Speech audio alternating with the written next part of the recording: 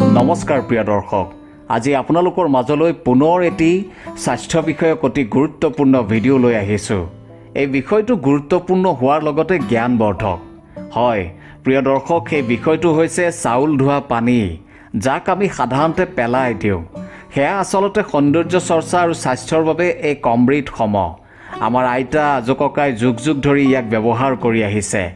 আহকচোন এই সাধাৰণ যেন লগা পানীবিধৰ অসাধাৰণ গুণসমূহৰ বিষয়ে বহলাই আলোচনা কৰোঁ। অসমীয়া সমাজত ভাত হৈছে মূল আহাৰ। প্ৰতিদিনে ভাত ৰান্ধিবলৈ লোৱা চাউলখিনি আমি কমেও 2বাৰ বা 3বাৰ ধুই লওঁ।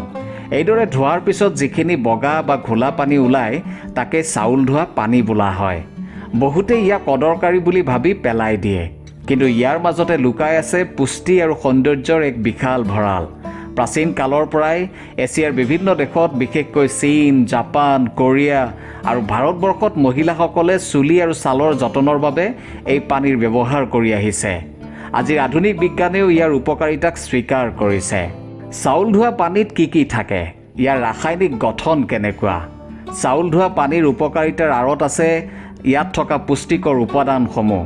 যেতিয়া চাউল পানীত তিয়াই থোৱা হয় বা ধোৱা হয়, তেতিয়া চাউলৰ প্ৰায় 70-ৰ পৰা 80% শ্বেতসাৰ এই পানীত মিহলি হৈ যায়। ইয়াৰ উপৰিও ইয়াত থাকে এমিনো এচিড। এইবোৰ প্ৰটিনৰ মূল গঠন। চুলি আৰু ছালৰ কোষ পুনৰ নিৰ্মাণৰ বাবে ই অতি দৰকাৰী। তাৰোপৰি ভিটামিন থাকে, বিশেষকৈ ভিটামিন বি, থায়মিন, ৰাইবোফ্লেভিন, নায়াচিন আৰু ভিটামিন ইৰ এক উত্তম উৎস। এই ভিটামিনবোৰে ছাল আৰু চুলিক পুষ্টি যোগায়।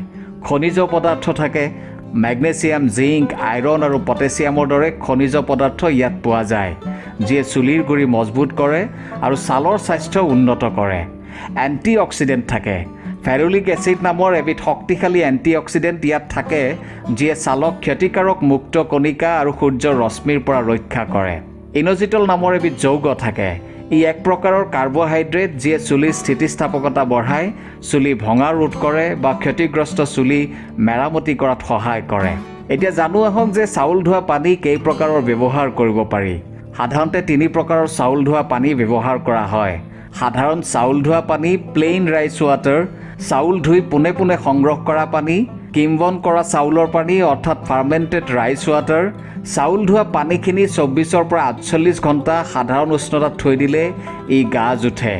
এই প্ৰক্ৰিয়াত পানীত থকা পিএইচৰ মাত্ৰা কমি যায়, অৰ্থাৎ ক্ষাৰৰ মাত্ৰা কমি যায় আৰু এণ্টি অক্সিডেণ্টৰ পৰিমাণ বাঢ়ি যায়।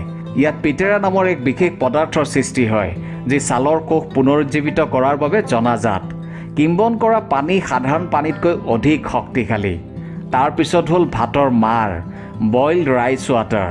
ভাত বনোৱাৰ পিছত পেলাই দিয়া নিখনি বা মাৰ, ই অতি ঘন আৰু পুষ্টিকৰ। এতিয়া আপুনি জানি আচৰিত হ'ব যে চাউল ধোৱা পানীয়ে আমাৰ শৰীৰৰ বাবে কেনেধৰণে উপকাৰ সাধে। আমি সৌন্দৰ্য চৰ্চাত চাউল ধোৱা পানী ব্যৱহাৰ কৰিব পাৰোঁ। চাউল ধোৱা পানী চুলিৰ বাবে অমৃত। চীনৰ হুৱাংলু গাঁৱৰ য়াও জনগোষ্ঠীৰ মহিলাসকল দীঘল, ক'লা আৰু স্বাস্থ্যৱান চুলিৰ বাবে বিশ্ববিখ্যাত। তেওঁলোকৰ এই সৌন্দৰ্যৰ ৰহস্য হ'ল কিম্বন কৰা চাউলৰ পানী। চাউল ধোৱা পানীয়ে চুলিৰ বৃদ্ধি ত্বৰান্বিত কৰে। চাউল ধোৱা পানীত থকা amino acid, vitamin B, C আৰু ইয়ে চুলিৰ গুৰিক পুষ্টি যোগায়, যাৰ ফলত চুলিৰ বৃদ্ধি দ্ৰুত হয়। ইনজিটলে চুলিৰ কোষ মেৰামতি কৰি নতুন চুলি গজাত সহায় কৰে। চাউল ধোৱা পানীয়ে চুলি শক্তিশালী কৰে আৰু ভঙা ৰোধ কৰে। নিয়মীয়াকৈ চাউল ধোৱা পানী ব্যৱহাৰ কৰিলে চুলিৰ স্থিতিস্থাপকতা বাঢ়ে। ই চুলিৰ প্ৰটিন শক্তিশালী কৰে, যাৰ ফলত চুলি সহজে নাভাগে বা নিছিঙে। আপুনি চাউল ধোৱা পানীখিনি প্ৰাকৃতিক কণ্ডিশ্যনাৰ হিচাপে ব্যৱহাৰ কৰিব পাৰে। শ্বেম্পু কৰাৰ পিছত চাউল ধোৱা পানীৰে চুলিখিনি ধুলে ই এক উৎকৃষ্ট মানৰ কণ্ডিশ্যনাৰৰ কাম কৰে। ই চুলি কোমল, মসৃণ আৰু উজ্জ্বল কৰি তোলে। চুলিৰ জট সহজে ভাঙিব পাৰি। চাউল ধোৱা পানীয়ে উফিৰ সমস্যা দূৰ কৰে। ইয়াৰ এণ্টি ইনফ্লেমেটৰী গুণে উফিৰ সমস্যা আৰু মূৰৰ ছালৰ খজুৱতি কমায়। কিম্বন কৰা পানীৰ এচিডিক গুণে মূৰৰ ছালৰ পিএইচ স্তৰ সন্তুলিত কৰি ৰাখে।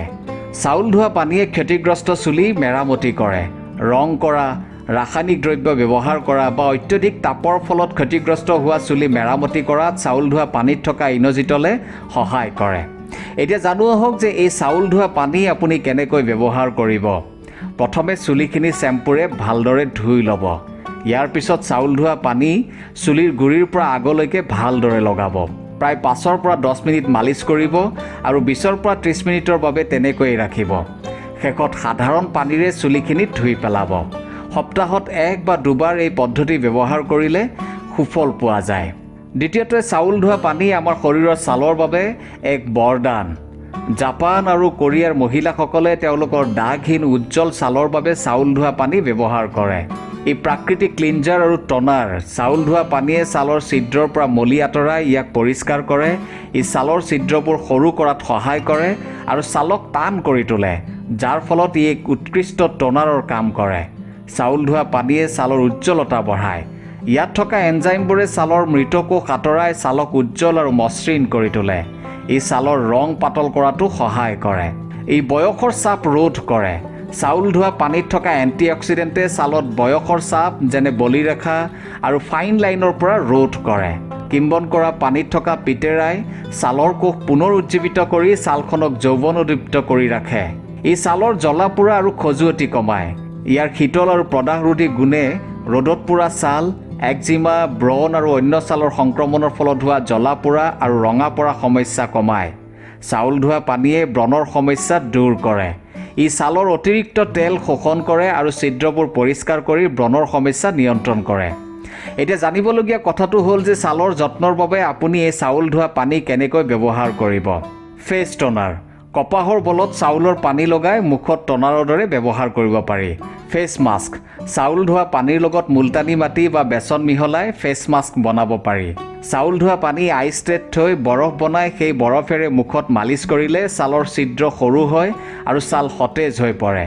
গা ধোৱা পানীত একাপ চাউল ধোৱা পানী মিহলাই গা ধুলে গোটেই শৰীৰৰ ছাল কোমল আৰু মসৃণ হয়। এইখিনিলৈকে আমি জানিলোঁ যে চাউল ধোৱা পানী সৌন্দৰ্য চৰ্চাত কেনেকৈ আমাক সহায় কৰে। এতিয়া আটাইতকৈ গুৰুত্বপূৰ্ণ কথাটো হ'ল যে স্বাস্থ্যৰ বাবে চাউল ধোৱা পানীৰ উপকাৰিতা কি। সৌন্দৰ্য চৰ্চাৰ উপৰিও চাউল ধোৱা পানী, বিশেষকৈ ভাতৰ মাৰ, স্বাস্থ্যৰ বাবে বহু গুণে উপকাৰী। ই শক্তিৰ উৎস। ভাতৰ মাৰ কাৰ্বহাইড্ৰেটৰ এক উত্তম উৎস। ই শৰীৰক তৎক্ষণাত শক্তি যোগায়। পুৰণি দিনত কৃষক বা শ্ৰমিকসকলে কামৰ মাজত শক্তি পাবলৈ ভাতৰ মাৰ নিমখ দি খাইছিল। ভাতৰ মাৰ ডায়েৰিয়াৰ চিকিৎসাত সহায়ক। পেটৰ অসুখ, বিশেষকৈ ডায়েৰিয়া হ'লে ভাতৰ মাৰ খালে ই শৰীৰত পানীৰ পৰিমাণ সঠিক কৰি ৰাখে আৰু হজমতন্ত্ৰক শান্ত কৰে। ই হজম শক্তি উন্নত কৰে। ই হজম প্ৰক্ৰিয়াত সহায় কৰে আৰু কোষ্ঠকাঠিন্যৰ সমস্যা দূৰ কৰে। ই শৰীৰ শীতল কৰি ৰাখে। গৰমৰ দিনত ভাতৰ মাৰ খালে ই শৰীৰক শীতল কৰি ৰাখে আৰু ডিহাইড্ৰেশ্যনৰ পৰা বচায়। ইয়াৰোপৰি ইয়াৰ কিছুমান অন্যান্য ব্যৱহাৰো আছে। চাউল ধোৱা পানী গছ-গছনিৰ বাবে সাৰ। চাউল ধোৱা পানীত থকা শ্বেতসাৰ আৰু খনিজ পদাৰ্থই গছ-গছনিৰ বাবে এক উৎকৃষ্ট জৈৱিক সাৰৰ কাম কৰে। ইয়াক গছৰ গুৰিত দিলে গছৰ বৃদ্ধি ভাল হয়। ইয়াক বাচন বৰ্তন চাফা কৰিবলৈ ব্যৱহাৰ কৰিব পাৰি। চাউল ধোৱা পানীৰে কাঁহ পিতলৰ বাচন ধুলে বাচনবোৰ চিকমিকাই উঠে। এতিয়া জানো আহক যে চাউল ধোৱা পানী আপুনি ব্যৱহাৰৰ বাবে কেনেকৈ প্ৰস্তুত কৰিব। আধা কাপ চাউলত 2 কাপ পানী দি 30 মিনিটৰ বাবে তিয়াই থওক। তাৰপিছত পানীখিনি চেকি এটা বটলত ভৰাই লওক। কিম্বন বা ফাৰ্মেণ্টিং পদ্ধতি। চেকনিৰে চেকি সংগ্ৰহ কৰা পানীখিনি এটা কাঁচৰ বটলত ভৰাই 24 পৰা 48 ঘণ্টাৰ বাবে সাধাৰণ উষ্ণতাত থৈ দিয়ক। যেতিয়া ইয়াৰ পৰা অলপ টেঙা গোন্ধ ওলাব, তেতিয়া বুজিব যে ই কিম্বন হৈছে, অৰ্থাৎ ফাৰ্মেণ্টেড হৈছে। ইয়াক ব্যৱহাৰ কৰাৰ আগত সাধাৰণ পানীৰ লগত মিহলাই পাতল কৰি ল'ব লাগে। কিন্তু এই চাউল ধোৱা পানী ব্যৱহাৰ কৰোঁতে অলপ সাৱধানো হ'ব। সদায় পৰিষ্কাৰ চাউল ব্যৱহাৰ কৰিব। পাৰিলে জৈৱিক চাউল ব্যৱহাৰ কৰা ভাল। চাউলৰ পানী বেছিদিন সংগ্ৰহ কৰি নাৰাখিব। ফ্ৰিজত ইয়াক এসপ্তাহলৈকে ভালদৰে ৰাখিব পাৰি। যিকোনো নতুন বস্তু ছাল বা চুলিত ব্যৱহাৰ কৰাৰ আগতে পেটছ টেষ্ট কৰি লোৱা উচিত। চাউল ধোৱা পানী আমাৰ প্ৰকৃতিৰ এক অমূল্য উপহাৰ। ই এক সহজলভ্য, কম খৰচী আৰু সম্পূৰ্ণ প্ৰাকৃতিক উপায়, যাৰ কোনো পাৰ্শ্বক্ৰিয়া নাই। ৰাসায়নিকযুক্ত দামী প্ৰসাধন সামগ্ৰীৰ সলনি আমাৰ পাকঘৰত থকা এই সাধাৰণ বস্তুটো ব্যৱহাৰ কৰি আমি আমাৰ চুলি আৰু ছালৰ স্বাস্থ্য অটুট ৰাখিব পাৰোঁ। আইতাৰ দিনৰ এই দিহাবোৰ কেৱল অন্ধবিশ্বাস নহয়, ইয়াৰ আঁৰত বৈজ্ঞানিক সত্যতাও নিহিত হৈ আছে।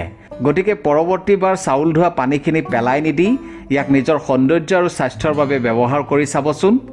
ধন্যবাদ।